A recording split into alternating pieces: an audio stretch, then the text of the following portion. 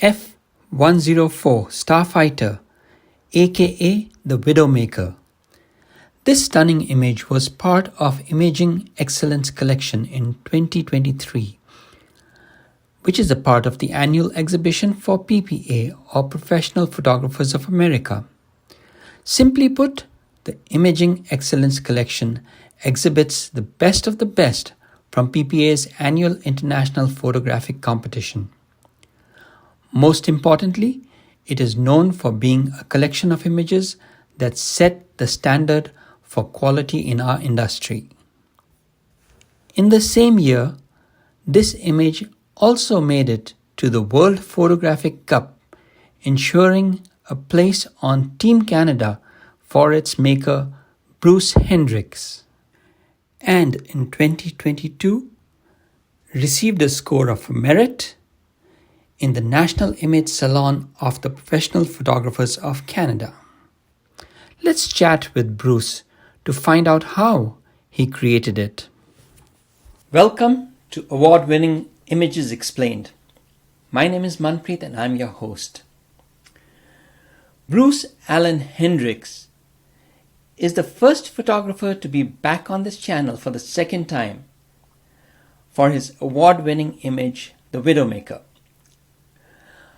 For those of you who have not watched his first video, I highly encourage go and watch it. I'll put the link in the show notes. But for you, here's a brief introduction. Bruce is a portrait, family, pet and commercial photographer based in Winnipeg, Manitoba, and he creates masterpieces with light painting. He was Provincial Photographer of the Year 4 times and a finalist 10 times. One of 3 people in history who have ever received the 2 highest honors in Canadian photography, the Fellowship and the Yusuf Krash Lifetime Achievement Award for Photographic Excellence. He's the only Canadian to receive 3 separate fellowships. Welcome to the show, Bruce. Thanks for having me back. So in your previous talk, we went through your introduction in detail and talked about how you got into photography. So we won't go into detail with that, but would you like to say something to the audience and as an introduction to yourself? Well, honestly, I'm going to talk a little bit about light painting. I've been a photographer for 35 years professionally, or 34 years, I should say. And probably the last 6 or 8 years, I fell in love with light painting. And it was always something that I knew that I wanted to learn.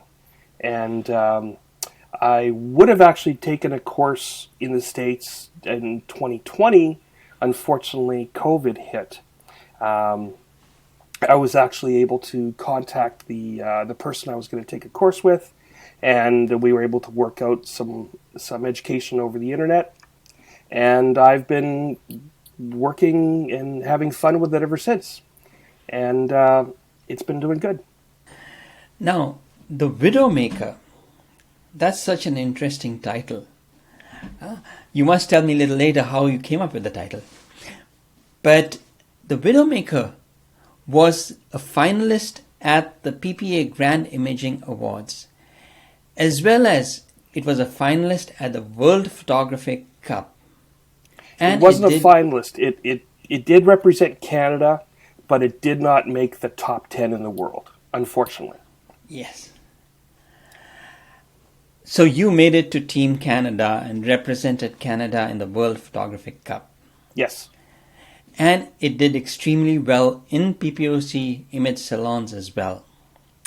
Now, you are no stranger to light painting. You have created stunning award-winning images. When you first saw the Starfighter, did you think of this image? Did you visualize this image as you have created it? Or was it something that you built on as you went along? No, actually, when I was the first year I was getting into light painting, I was looking for portfolio pieces. And this particular starfighter, it has a little bit of a history. It was actually in a not-for-profit private museum at that time. What actually happened was when Canada was through with its starfighters, they sold them off to Denmark, I believe. And then when Denmark was through with them, they had disassembled them and put them into storage, trying to figure out what they're going to do with them. Fast forward a couple decades, the person who owns it, he used to work on starfighters, and for some reason he decided he wanted to buy one. So he bought it. He had it shipped back in pieces to Canada, and spent the next 7 years with him and a bunch of his friends trying to restore it. And he restored this, and he actually restored a flight simulator, except for the engine, because it takes about $1 million to overhaul an engine, and he did not have those funds. So he was actually running a not-for-profit museum at a local airport in rural Manitoba. That has now since been shut down, and the plane has been transferred shortly after this photograph was taken to the Western Canadian Aviation Museum. But when I first saw the image, I knew this was the shot that I wanted. It's got extremely thin wings, and I knew straight on it was going to be a really strong, striking image. So I've actually, if you actually zoom in on the image, excuse my lack of technical knowledge, for lack of word, on the nose of the airplane, there's a pole that extends out, and at the end of that pole is actually an opening, and that's so air can come in and you can actually measure the wind speed properly. If it was near the body of the plane, you'd have distortion. But if you zoom in on the plane, you can actually see right down that opening. And that I knew exactly that I wanted to line up perfectly and make it symmetrical. So, what's the story with the title, The Widowmaker? It technically is actually one of several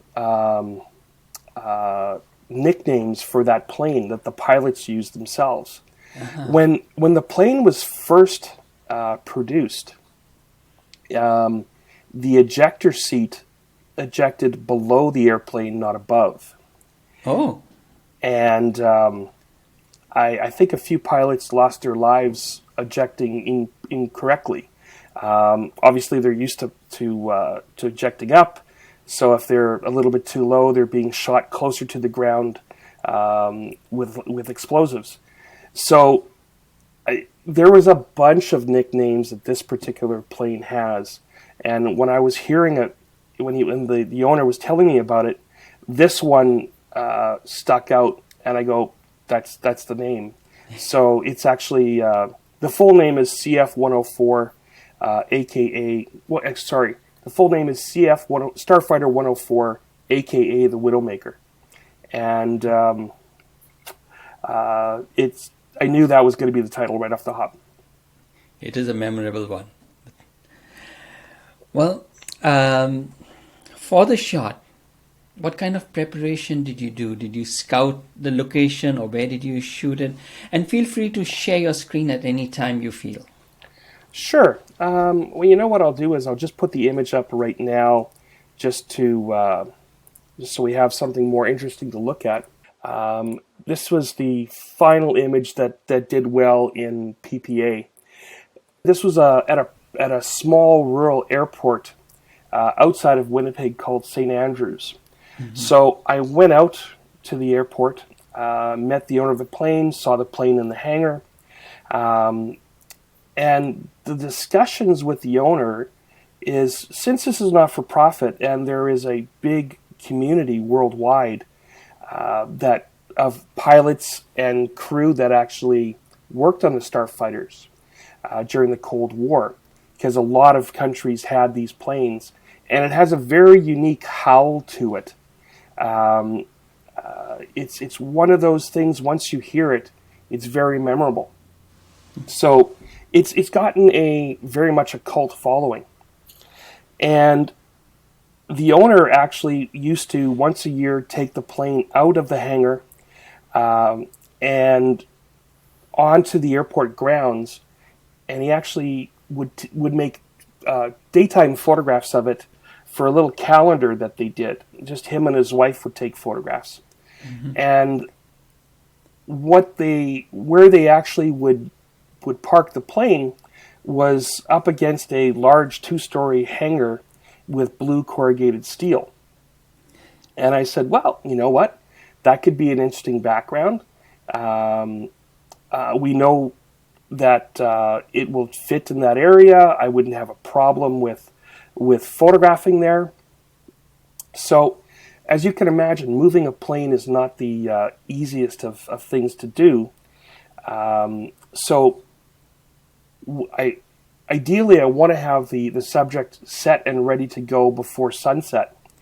And we maneuvered this plane. We got it exactly where we wanted it to be. I was starting to set up my camera so I could take some base shots before sunset. I'm sorry, just after sunset, but before it got dark. And then all of a sudden, these 4 super bright floodlights on this building lit up the entire plane and the tarmac around it. They had never noticed that because they take those photographs during the day for the calendar, and when I was there, it was during the day. We didn't see these floodlights that were tucked away in the corner, and that completely. There was no way I could have photographed the plane in that area. So we had to quickly scramble. There's another section of where we ended up photographing this plane. You almost want to think of it as streets and avenues. Coming off from the runways is a path, and to the left and to the right of it are streets that go into where people have their own personal hangars. But at the end of that quote-unquote road is a turnaround area that there's no further tarmac to go past. So we actually positioned the plane there behind the plane, which I don't think you'd even be able to see in any of the photographs, because by the time we got the plane set and ready to go, it was pitch black. I was not able to do a base photograph with any daytime light showing it. But there's a highway running behind it. There's a farmyard with some buildings. There's hydro wires. But with the beautiful of light painting, if you don't put any light on that section, it's not going to show up. To the left and to the right, you will actually see markers that are familiar with runways at airports that are lit up, signs with letters and a backlit section of numbers. And we actually threw tarps and jackets over them to make sure that they're black. And the airport was okay with you covering up those lights? Because this was actually not anywhere near any of the runways itself, this was actually just a section of, honestly, just a little sign that said these are hangars on the left or the right. They didn't have a problem with it. The one thing that I did clear with the airport is I used smoke bombs to give the exhaust simulation. And even though I knew that wasn't going to affect any airplanes coming in, we did phone the tower and make sure that we're going to be okay when we could do that. And the highway behind, I take it wasn't very busy, and you could shoot between vehicles passing? Yeah, it actually was more of it's more of a secondary road than a highway, so to speak. Because I can imagine a vehicle passing by could leave With streaks, with the right? light trails, yes. Yes. But as it was more of a secondary road that really didn't have a lot of traffic. And what kind of lighting did you use for this? Do you want to run through how you actually took the shot? Sure. Yeah, for instance, let me see if I can lighten this photograph up. This sort of gives you an idea of what was actually behind the plane. Here's the road I was talking about, all the buildings back there, the hydro lines. But this is +5 exposure from what this was. These were the airport markers that we actually had to put jackets over. But again, we were at the end of a turnaround section that really no planes were going to be going to. Only if they were going to a hangar would they even be coming close to this. And no planes even went down this section because, like I said, it was a secondary airport and it was not that busy. It's mostly Cessnas. With light painting, this was probably one of the few times that I only used one light source. Actually, I'm sorry, I used 2 light sources on this particular object. For a panel, I used a light panel to light up the tarmac underneath, but in the final image, I didn't use those images. I did not light up the cement. But all I used is a Godox wand, a daytime and tungsten light source that I only used on daylight.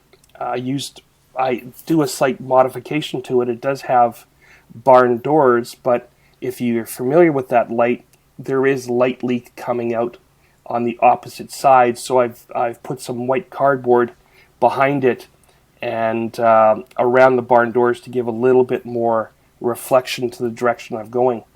But really, the Godox wand and a couple light painter poles, and realistically, just a lot of patience. With light painting, you're going to do multiple passes on every area that you're going to be lighting because the distance you have your light from the subject, that's going to vary the intensity of light by the inverse square law. If you have the light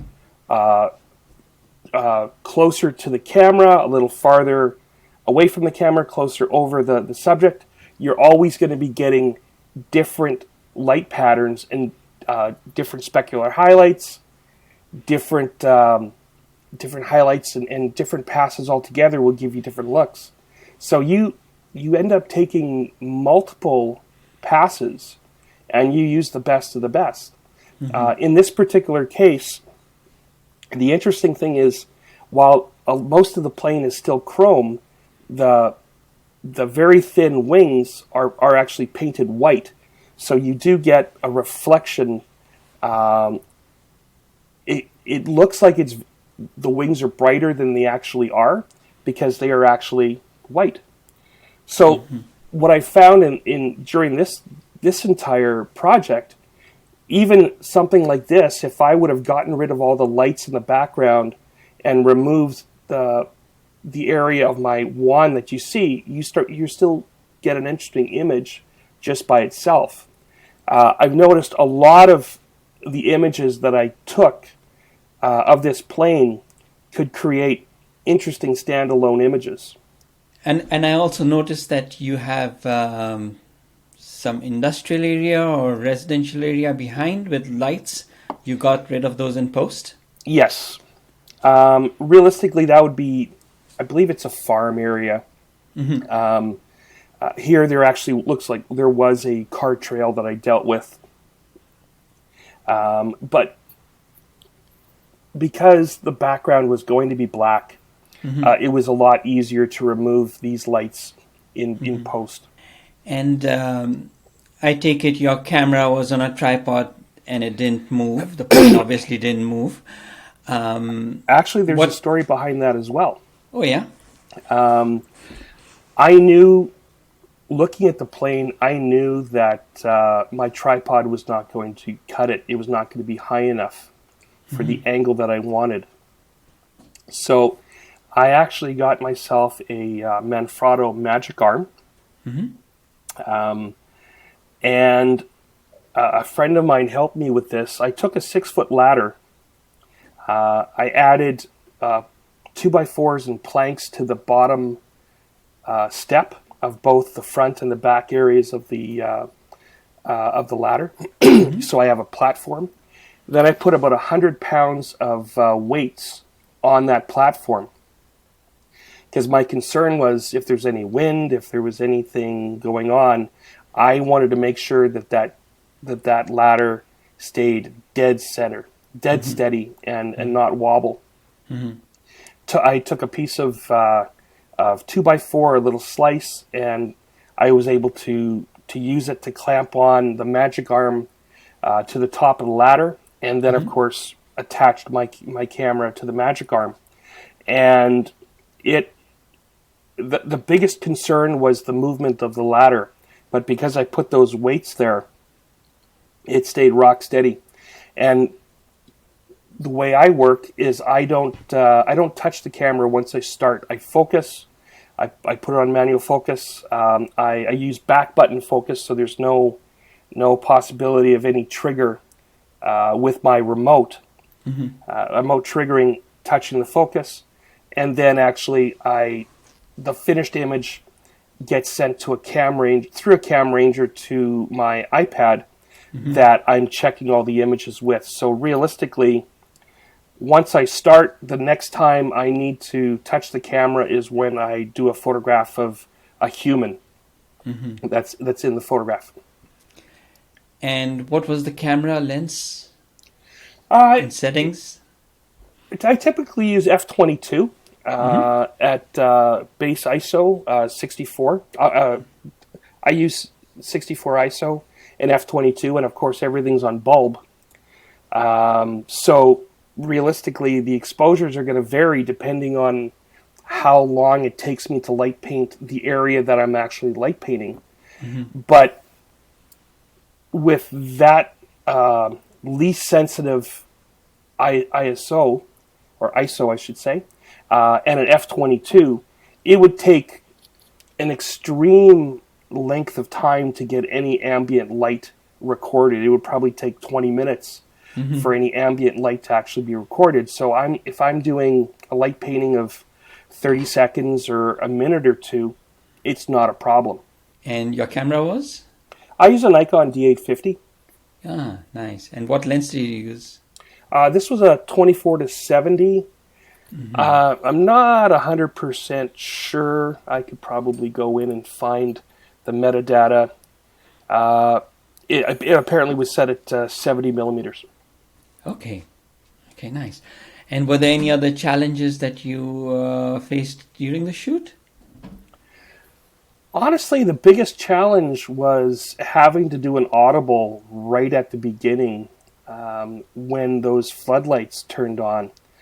It threw me for a loop completely, and I knew I wouldn't be able to get any base lighting photographs of the area. So it takes about a half hour to move this plane. And by the time we got the plane to where we were able to work, it was pitch black. This was, like I said, outside of the city. So the ambient light is not what it is in the city, where you can still see, a decent area in front of you. This was pretty dark, even though it was on an airport area. And what were the spools of light? Or are you going to walk through the different images and how you put them together? Yeah, well, why don't we do that now? This was my attempt at a base image to just give me a little bit of information where everything is, so I can fill in the pieces later on, so to speak. I kept the navigation lights, and that was really what I started with, which was interesting because when it made Team Canada, One of the moderators who was selecting the images had suggested that because the whole image was so symmetrical, they wanted me to change one of the wing lights, either both be green or both be red. And I refused to do that because if anybody has any aviation knowledge, they know that every plane in the world, the left wing is red, the right wing is green. So that's international. So every other plane, every other person on the ground knows the direction any plane is heading. And if I was to have changed that, anybody with any aviation knowledge would have thrown the image out completely. Yeah. But here I just started with the nose cone. Started adding in sections. I'll just a little bit by little. I'll show you how it was all built.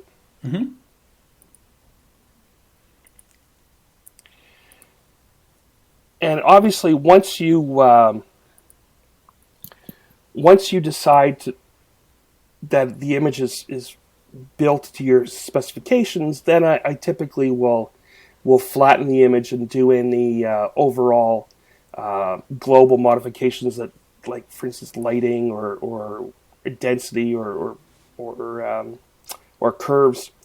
I did paint. When I was there, I did paint all the landing gear. I painted the wheels, the underbelly. I actually lit up all the tarmac underneath the plane, but I decided that I didn't want to use it.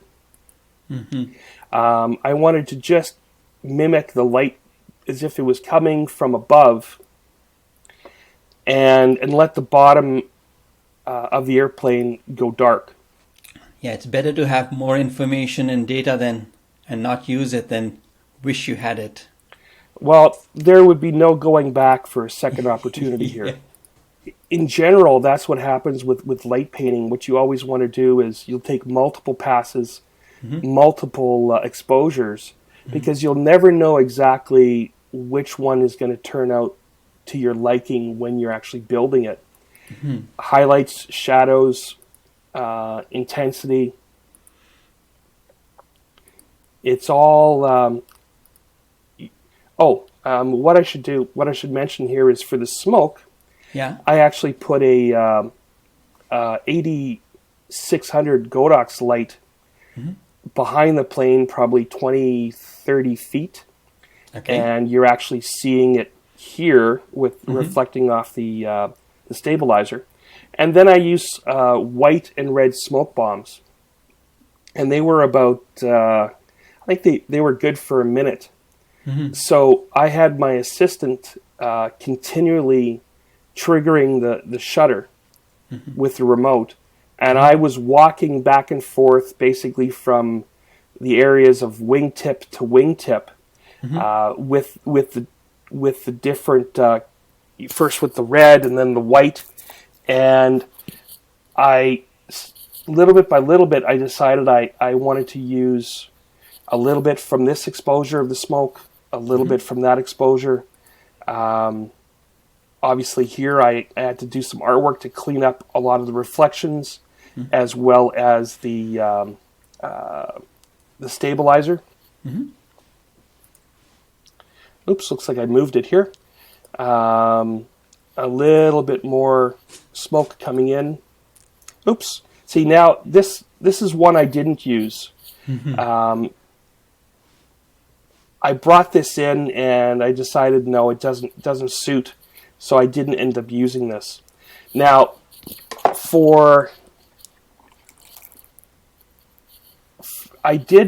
this is the owner of the plane. I did do a photograph of the owner of a plane for him as well. And I also did a photograph of the landing lights, so to speak, so you can see the runway. But in the finished image, I felt that wasn't helping it, so I removed that. And of course, for the competition images, I didn't use him. There's two variations of this image that I used. This is the variation that did well in Canada and made the top 120 in PPA for the Grand Imaging Award. However, one thing that I decided to do for the World Cup, I intentionally tried to mimic the left and the right smoke. Not identical, but I intentionally wanted to mimic it because the plane is so symmetrical. Some of the curators decided that might not be as best a look as possible. So what I ended up doing for the World Cup in the smoke, it's darker. I dropped down the exposure in the fake on fake exhaust or the smoke, and I also broke it up so it doesn't look like it's so symmetrical. I will say that I like the brightness of the smoke here better. I'm not 100% sure if I prefer the more symmetrical look on the smoke or the one that's broken up. I can go either or on that, but I do like the intensity, the fact that I brought the exposure down here better. Personally, I think the non-symmetrical one appeals more. Well, that's what ended up going for the World Cup. And honestly, had there been light in the sky, this entire image would have had a totally different feel. I think so. I think it worked out very well here. You were a finalist. It did so well in America, in Canada, and at the World Cup. How did you feel when you came to know about, your awards?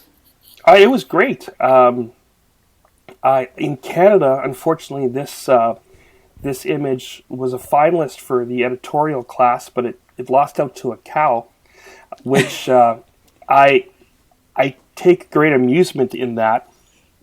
It was a great photograph of a cow, and it was very storytelling. The editorial class in Canada has an emphasis more on storytelling images. And I decided to enter this particular image in that class because it wasn't a modern fighter. This was more a historical fighter. So that's the way I viewed it for the editorial class. Plus the fact that I already entered an image in that commercial class, and I ended up winning with the Ducati that was in the first video that I did with you. So I decided that I didn't want to necessarily... I had hopes for both of them, but I decided I didn't want to compete with myself. And I felt that this could fit into the editorial class, but with the storytelling directive, the milking of the cow actually seemed to resonate better with the judges, which is fine. There's always, every class has its own criteria, and this is probably more suited for the commercial class. Right. With PPA, I was thrilled. I was thrilled that I was a Grand Imaging finalist, top 10 in the commercial. What's unfortunate, PPA has made some changes to their competition, and they no longer gave a winner in each of the 12 classes. There's a top 10, and it's just alphabetical. And then of those 120, they do one Grand Imaging Award. This did not win it, but Ben Shirk, one of his images, he's an amazing photographer out of the States. I think he won a Grand Imaging Award for, I think it's his third time. But once you look at his work, you can understand why he's done so well in competition. On the other hand, he really works. Spending 100 hours on a competition image is not unheard of by Ben. I don't know if I have the time or energy or dedication to put that much work into a competition images, but when you see his work, your jaw drops because he's just an amazing photographer. And losing to Ben is not a bad thing at all. I'll take that any day of the week. Well, I'll have to get Ben Shirk on the show now. Yeah, absolutely. I'm sure he's an incredible photographer, and I'm positive. I mean, I can't say for sure, but I'm positive he'd be interested in coming on. Excellent, excellent. Well, congratulations, Bruce. This is an incredible image.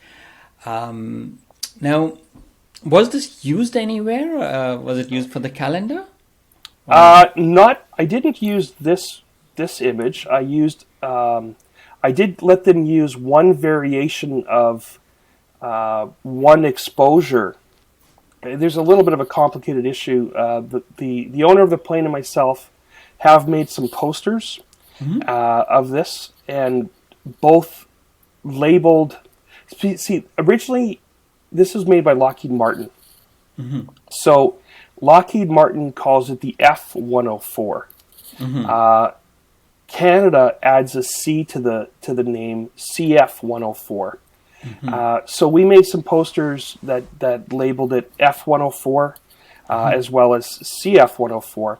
And our goal is to promote them worldwide to pilots and ground crew that have worked on these planes throughout. And that's something that the posters are made up. We just haven't started marketing them yet. Okay. Well, any advice you have for a photographer wanting to compete on the world stage? You know what? Actually, I would honestly suggest they join their country's professional photographic organization. Every nation has, or most nations will have their governing body.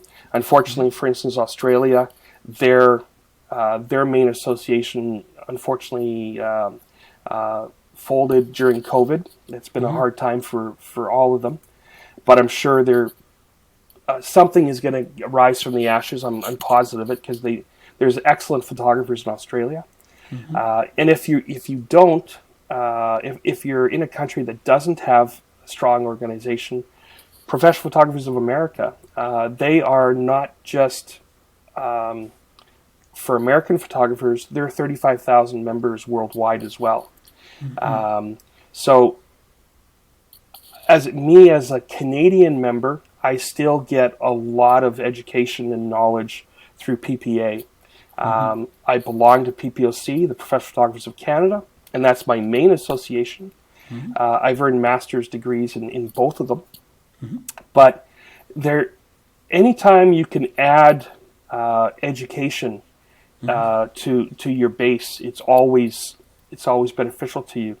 I see what PPA judges like versus what Canadian likes. I've also noticed on the world stage, with my first time going into the World Cup to the extent that I did, I also see what other judges in other countries like, and it would be wonderful if we were able to find out how different nations scored your images. But that's not part of what's allowed in the World Cup, and that's fine. But anytime you can add other knowledge to your base, that always makes you a stronger photographer. And professional organizations are the best way that I can think of to add to your knowledge. Now, where and how can photographers see more of your work, reach you, or even clients? For my main website is impactphotographicdesign.com. There's a section of that website which is called artinthedark.ca. That's directly to my light painting work directly. I have YouTube channels, I have Instagram and Facebook pages, and I can send you all that information. But from my websites, you can get links to all the social medias and see more of my work through there. Plus, I'll put them in the show notes as well. Perfect. Well, thank you so much, Bruce. It's been extremely enlightening, the way you walked through the whole process and the stories behind what it took to create the image. Thank you so much. Thank you for having me again, and I'll start working on something else, and hopefully I can come back for a third time. Absolutely, absolutely. Now, if you've enjoyed this, make sure you hit the subscribe button and hit the like button. Thank you so much.